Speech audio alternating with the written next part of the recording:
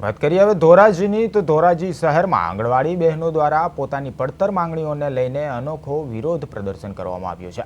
તો બગીચામાં યોજાયેલા આ કાર્યક્રમમાં બહેનોએ સરકારના મગજનું ઓપરેશનનું નાટ્યાત્મક પ્રદર્શન કરી ધ્યાન ખેંચવાનો પ્રયાસ કર્યો હતો। સાથે જ ગાંધીજીના 3 વાંદરાના પ્રતીક રૂપે બનીને ન બોલવું, ન સાંભળવું અને ન જોવું જેવા સંદેશ સાથે સરકાર સામે પોતાની નારાજગી વ્યક્ત કરી હતી। આંગણવાડી કાર્યકર્તા બહેનોએ જણાવ્યું હતું કે લાંબા સમયથી તેમની પડતર માંગણીઓ અવગણવામાં આવી રહી છે। મુખ્ય માંગણી મુજબ લઘુત્તમ વેતન ચૂકવવા માટે હાઈકોર્ટનો ચુકાદો યોગ્ય અમલ કરવામાં આવે તેવી તેઓએ અપીલ કરી છે। તો સરકાર દ્વારા લાંબા સમયથી પ્રશ્નોનો ઉકેલ ન આવતા હવે વિરોધ કરવામાં આવી રહ્યો હોવાનું બહેનોએ જણાવ્યું હતું। તો સમગ્ર કાર્યક્રમ દરમિયાન મોટી સંખ્યામાં આંગણવાડી બહેનો જોડાઈ હતી અને શાંતિપૂર્ણ રીતે પોતાની માંગણીઓ રજૂ કરી હતી।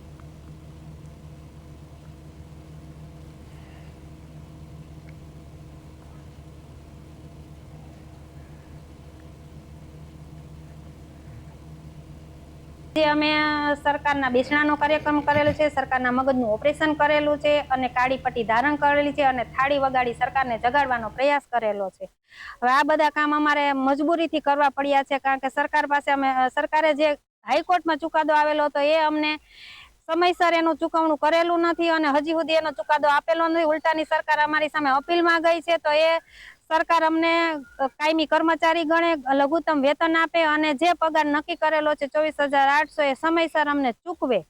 અને બીજા નંબરમાં સરકારમાં વસ્તી ગણતરી અત્યારે ચાલુ છે, તો વસ્તી ગણતરીના ઓર્ડર પણ અમને ધરાર ઓર્ડર આપે છે, કારણ કે ના લઈ તો અમને એમ કે છે કે તમને છૂટા કરી દેવામાં આવશે। તો સરકારને અમને તો લઘુત્તમ વેતન આપી અમને કાયમી કર્મચારી ગણવા જોઈએ અને કાળી પટ્ટી ધારણ કરી બેસણું કરી સરકારને જાગૃત કરવામાં આવ્યા છે। જો સરકાર કોઈ પણ પ્રોગ્રામના મગજનું ઓપરેશન કરેલ છે, કોઈ પણ આ પ્રોગ્રામના ધ્યાને નહીં લે તો અમે આનાથી વધારે ઉગ્ર આંદોલન કરશું। અમારી માંગણી મેઇન એ જ છે કે સરકાર અમને કાયમી કરે અથવા તો અમને જે લઘુત્તમ વેતન નક્કી કરેલું છે તે